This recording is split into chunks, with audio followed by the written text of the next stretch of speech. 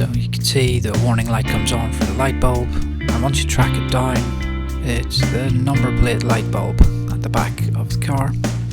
So this one needs a Torx T-10 bit to unscrew it. Some models, I think maybe later models, you just prise out the fitting, but this one is screwed in. So C5W light bulbs, nice and easy to swap out, pop it in and screw the fitting back in place.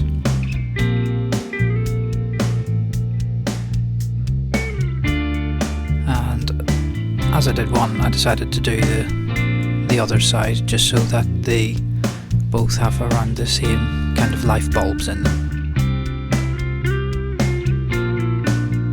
Then of course just check that it all works, no warning light, and do light bulbs working, illuminating the number plate.